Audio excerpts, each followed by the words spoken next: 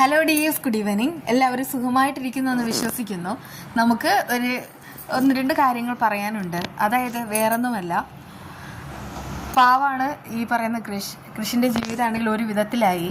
എന്നാണോ അവനാണെങ്കിൽ ആ വീട്ടിൽ നിന്ന് ഇറങ്ങിയത് അന്നു മുതൽ തന്നെ കഷ്ടകാലം ആരംഭിച്ചു തുടങ്ങിയിരിക്കുന്നു. ഇപ്പോൾ തന്നെ രാഹുലാണെങ്കിൽ നൈസായിട്ട് പറ്റിച്ചിരിക്കുകയാണല്ലോ. അതിനുശേഷമാണ് സ്വന്തം ഏട്ടൻ പറ്റിക്കുന്നത്. സത്യം പറഞ്ഞാൽ ഈ പറയുന്ന ബലരാമൻ ഇവിടെ തീർത്തും നിരപരാധിയാണ്. ഒരിക്കലും അവൻ വീട്ടുകാരെയും കൃഷിനെയും ദ്രോഹിക്കില്ല. അതിപ്പോൾ കൃഷിനെ അച്ഛനും അമ്മയും അംഗീകരിച്ചില്ലെങ്കിലും ആദ്യം അംഗീകരിക്കുന്നതും ബലരാമൻ തന്നെയായിരിക്കും. കാരണം അത്രമാത്രം സ്നേഹം ബലരാമനാണെങ്കിൽ കൃഷിനോടുണ്ട്. കൃഷിയും കൃപയൊക്കെ ഒരുപോലെയാണ്. പക്ഷേ ആളിപ്പോൾ പകരം വീട്ടാനായിട്ട് നടക്കുന്നത് തന്നെ ജയമോഹനോടും മാനസയോടും മാത്രമാണ്. അത് ഈ പറയുന്ന സാഗരനും കൃഷിനും ആർക്കും അറിയുകയില്ല. അങ്ങനെയായിരുന്നെങ്കിൽ അവർ ബലരാമനെ കുറ്റം പറയില്ലായിരുന്നു. ഇവിടെ ഇപ്പോൾ രണ്ടുപേരും വ്യത്യസ്തമായിട്ടാണ് ചിന്തിക്കുന്നത്. എങ്ങനെയെങ്കിലും സാഗരനെ കൊണ്ടുപോയിട്ട് അലിയുടെ കസേരയിൽ ഇരുത്തണം എന്ന് തന്നെ രണ്ടുപേരും ആലോചിക്കുന്നത്. ജയമോഹനും മാനസയും ഈ പറയുന്ന ഈ ബലരാമനെ നന്നായിട്ട് വിശ്വസിച്ചിട്ടുണ്ട്. അവർക്കുള്ള പണി ഉറപ്പായിട്ടും ഉടൻ തന്നെ കിട്ടുകയും ചെയ്യും. ഇതിനിടയ്ക്ക് ഈ മാനസയാണെങ്കിൽ ഒരു ലൈൻ വലിച്ചിടുന്നത് രാഹുലിനാണ്. രാഹുലിനെ കൊണ്ട് ഒരു കാര്യം ചെയ്യണം. അതായത് എത്രയും വേഗം തന്നെ ഈ കൃഷിയുമായിട്ടുള്ള എല്ലാ ബന്ധങ്ങളും അവസാനിപ്പിക്കണം. അതിലുപരിയായിട്ട് അവർ ഉദ്ഘാടനവും എല്ലാം മുടക്കി കഴിഞ്ഞു. ബലരാമനെ കിട്ടിയ സ്ഥിതിക്ക് മിക്കവാറും മാനസ ഈ രാഹുലിനെ പുറന്തള്ളാനിടയുണ്ട്. എങ്കിൽ രാഹുലാണെങ്കിൽ ഇവളോട് പകരം വീട്ടുന്ന ആ ഒരു രംഗം നമ്മളിനി കാണാനിരിക്കുന്നതേ ഉള്ളൂ.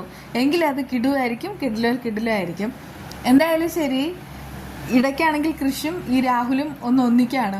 കാണുന്ന സമയത്ത് തന്നെ കൃഷി പറയുന്നുണ്ട്, നിന്നെ എൻ്റെ കൺമുന്നിൽ കാണണ്ട, നീ അത്രമാത്രം ചതിയേ ചെയ്തത്, നിന്റെ കാലിങ്ങൻ തല്ലി ഒടിക്കും, വെട്ടി ഒടിക്കും, മര്യാദയ്ക്ക് പൊക്കോ എന്നൊക്കെ പറഞ്ഞിട്ട് ദേഷ്യപ്പെടുകയാണ് കേട്ടോ. ആ സമയത്ത് അവനും നന്നായിട്ട് തന്നെ ദേഷ്യപ്പെടുന്നുണ്ട്. അങ്ങനെ രണ്ടുപേരും തമ്മിൽ കയ്യാങ്കളി നടക്കുമ്പോൾ കൃഷി ആണെങ്കിൽ അവനിട്ടൊന്ന് കൊടുക്കുകയും ചെയ്യുന്നു.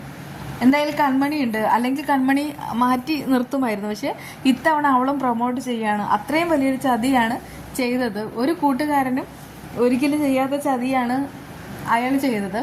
ആദ്യമേ കൃഷി പറഞ്ഞതാണ് ഒന്നും വേണ്ട, കാരണം ബിസിനസ്സിനായിരുന്നാലും കുറച്ച് പണം ആവശ്യമാണ്, എൻ്റെ കയ്യിൽ ഒന്നുമില്ല, പണം ഉണ്ടായിട്ട് മതിയെന്ന്. പക്ഷെ ഇവനാണ് ഈ ഒരു ബിസിനസ്സിലേക്ക് ഈ കൃഷിനെ ഇഴയ്ക്കുന്നത്. അതിൻ്റേതായിട്ടുള്ള പകപ്പാടും എല്ലാം കൃഷിനുണ്ട് താനും. രണ്ടുപേരും തമ്മിൽ പൊരിഞ്ഞ വഴക്കും കാര്യങ്ങളും ഒക്കെ നടക്കുന്നുണ്ടല്ലോ. എന്നാൽ കൺമണിക്ക് അത് കണ്ടിട്ട് ഒത്തിരി സന്തോഷമാവാണ്. അത്രയും കൊടുത്തില്ലെങ്കിൽ ആൾക്ക് മനസ്സമാധാനം കിട്ടുകയില്ല. അതേസമയം സാഗർ അടക്കം എല്ലാവരും ഇപ്പോൾ കൃഷിൻ്റെ കൂടെ തന്നെയാണ് നിൽക്കുന്നത്.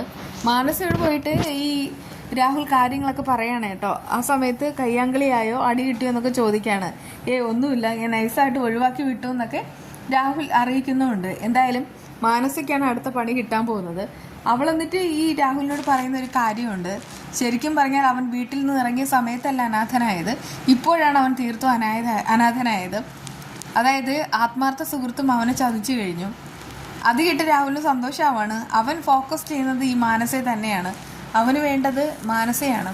മാനസികയുള്ള പണി ഈ രാഹുലും പിന്നെ ബലരാമനും ഒരുമിച്ച് കൊടുക്കും. അത് നമുക്ക് വഴിയെ അറിയാവുന്നതാണ്. എന്നാൽ മറ്റൊരു കാര്യം നടക്കാണ്.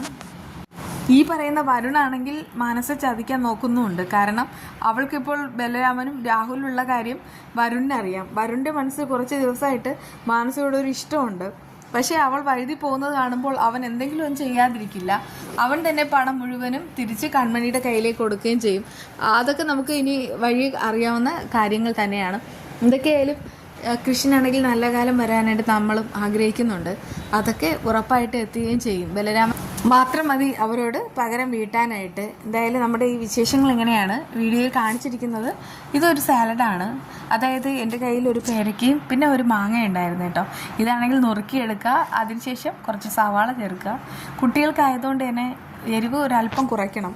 ഞാനിതിൽ ഇട്ടിട്ടുള്ളത് ഉപ്പും ഒരല്പം മുളക് പൊടിയും മാത്രമാണ് കേട്ടോ. എന്നിട്ട് ഇതും കൂടെ ഇട്ടിട്ട് മിക്സ് ചെയ്യുക. കുട്ടികൾക്ക് കൊടുത്താലേ അതൊരു കഴിച്ചോളും. വേണമെങ്കിൽ പച്ചമുളക് ഇടാൻ കേട്ടോ. പച്ചമുളക് കടിക്കാൻ കിട്ടിയാൽ അത് കുട്ടികൾക്ക് ബുദ്ധിമുട്ടല്ലേ, അതുകൊണ്ടാണ് ഇങ്ങനെ ചെയ്തത്. എന്തായാലും ഇതൊക്കെയാണ് വിശേഷങ്ങൾ. നമുക്ക് വീണ്ടും കാണാം. ബൈ.